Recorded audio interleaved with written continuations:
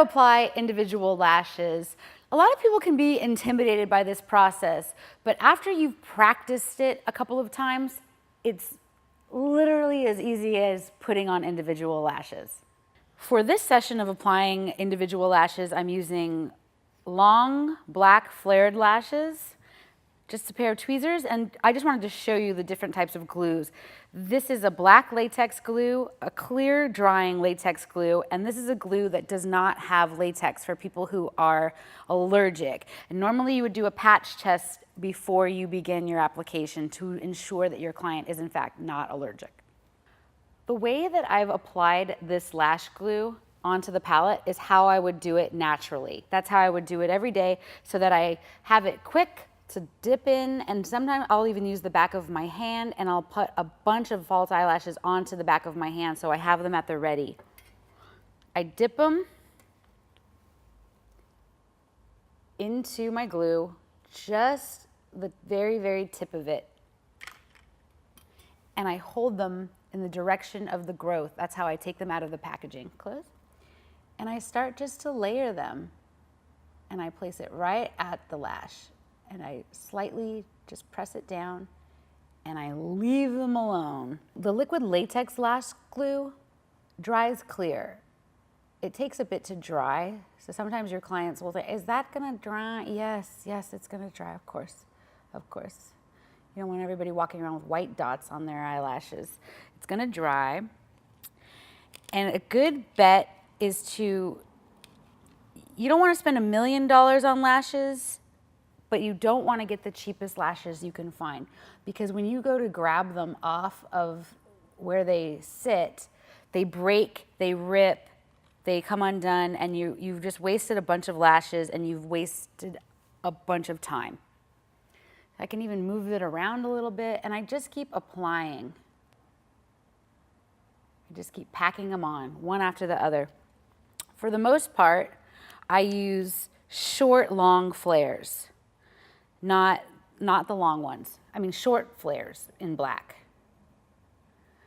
Because you could see, these are absurdly long. They're very fun. This would be for someone who's wearing a costume or going out to a really fun party where the look is supposed to be a little bit wild.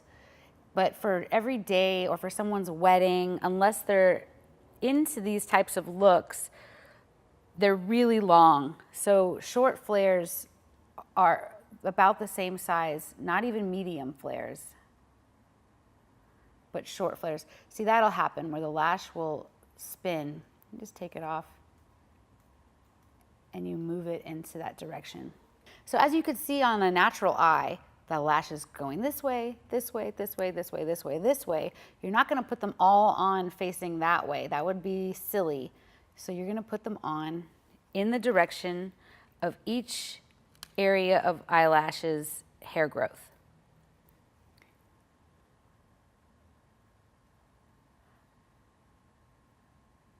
And keep that power over that lash, because sometimes it'll want to bend and turn, and every now and again I will wipe it, or I'll wipe it on the paper towel, because glue will get on it, and then when you go to put the eyelash on, it sticks to your tweezer and it'll come back with you, and then all of a sudden you go to grab it and then the last eyelash you put on comes with it, and it's like a domino effect. But I try to just shimmy them into the other lashes. And you can keep layering and layering lash after lash until it looks absolutely awesomely absurd. See how I keep moving my hand to ensure that this stays in the direction of the hair growth. It's still wanting to twist the other way. So as you can see, I can already tell there's a bald spot. Just gonna take another lash and apply it right there. And I make them keep their eyelashes closed for a little bit before they open their eye, because these ones haven't dried yet. See, this guy is popping up. All of these are on one plane, and then this one's like, huh. He's trying to steal the show. And we're gonna just push him down back in its place. Just kind of let it hang out for a little while. So we can see, now I can just start to finagle them. push some of them, push them down, shape them.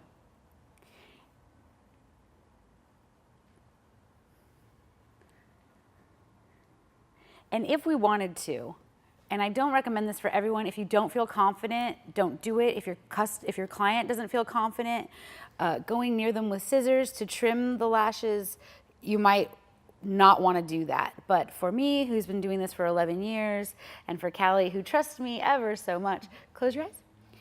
I'm not going to go in and cut them like this. I don't want them to be blunt, but let's just say I can see where her real lashes are ending all the way over in here.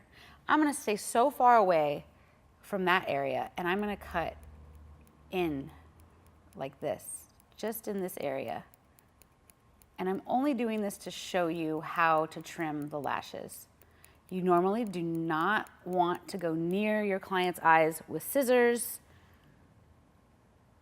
I don't recommend it, but if you had to, that is how you would do it.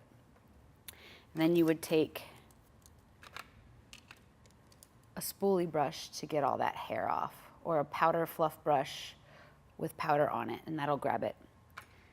Open your eyes. And then you would just do the other eye to match.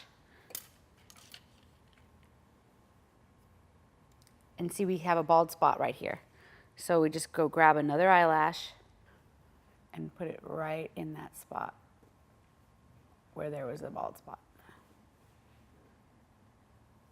Open. And you just go through it. Make sure it's all even.